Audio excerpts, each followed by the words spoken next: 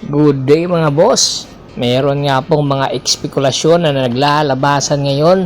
Dalawa daw sa player ng tropang Giga ay posible po na magpaalam na anytime sa tropang Giga. Isa po sa mga kadahilanan ay hindi na nga daw po masaya.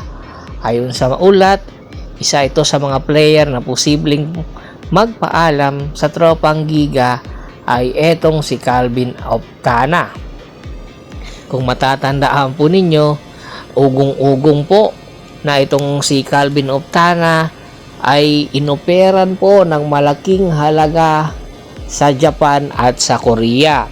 Pero hindi po niya ito pinato sa halip na natili po sa tropang Giga. Pero ayon din po sa isang ulat, hindi daw masaya itong si Calvin Oftana sa alok niyang kontrata ngayon. At isa pa po ay sa dalawang season or konferensya hindi po nananalo ang tropang Giga ng kampyonato. Mukhang hindi na nga masaya at yung kanyang performance hindi na rin po consistent. Kung matatandaan po ninyo na nakuha po ng tropang Giga via trade ito si Calvin Oftana sa NLEX. Opo.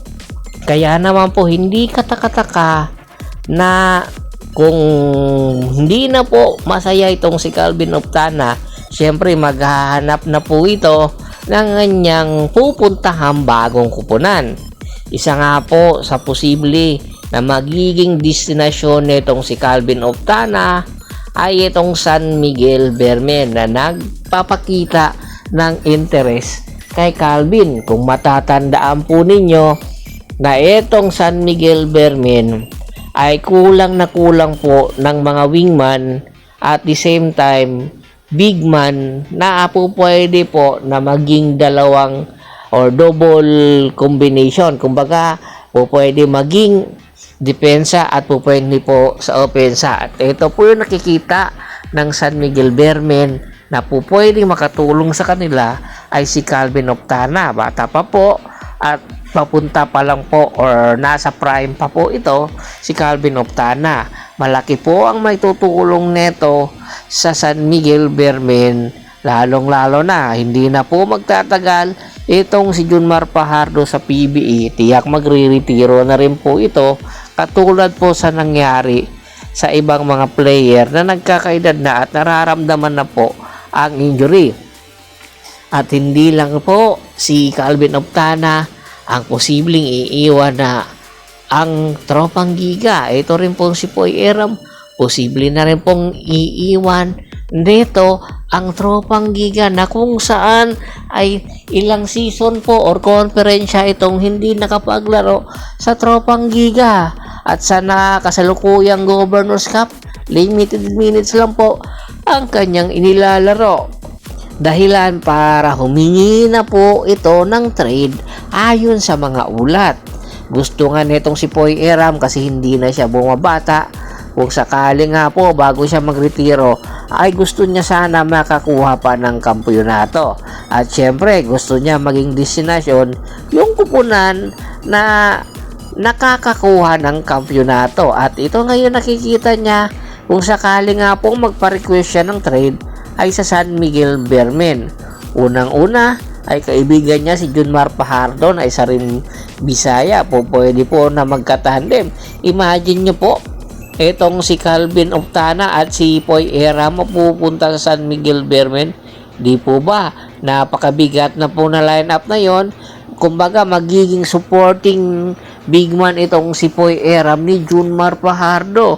At malaking tulong po ito dahil nga sa second unit ng San Miguel, tiyak mas lalong lalalim ang lineup nitong San Miguel Beermen kung makukuha itong si Poy Eram. Ang tanong sa mga nasabi nating player na sina Calvin Oftana at Poy Eram na malaki ang may tutulong sa San Miguel Beermen kung sakali nga po yung negotiation nila ngayon na matuloy ay tiyak magiging napakabigat ng lineup ng San Miguel. At tanong, sino ang posibleng pakawalan ng San Miguel ng mga player para maging kapalit nitong si Poy Eram at si Calvin Optana. Siyempre, hindi po basta-basta papayag ang tropang Giga na ipamimigay lang po nila itong mga nasabing player na si Poy Eram at Calvin Optana nang wala pong kapalit na mas mabigat na player. Tandaan po ninyo, hindi po basta-basta ang magiging desisyon neto ng tropang Giga dahil mga star player po ang kanilang pakakawalan at syempre gusto rin po nila na star player din po ang kanilang makukuha. Tingin nyo ba sino ang posibleng magiging kapalit? Komento na sa baba ng video at pag-usapan po natin yan. Once again, this is Percival Monteron at your service. Don't forget to subscribe my sports channel at don't forget to click na notification bell button para nga maging updated palagi sa kwentuhan. At bago pa man natin tapusin ang ating kwentuhan, shoutout muna tayo sa mga solid followers na lagi pong sumusuporta sa atin.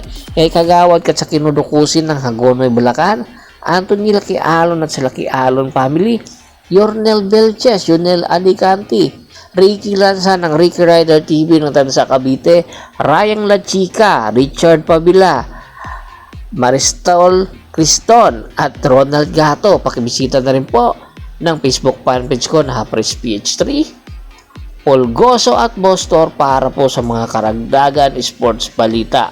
Hanggang sa muling kwentuhan, maraming salamat po.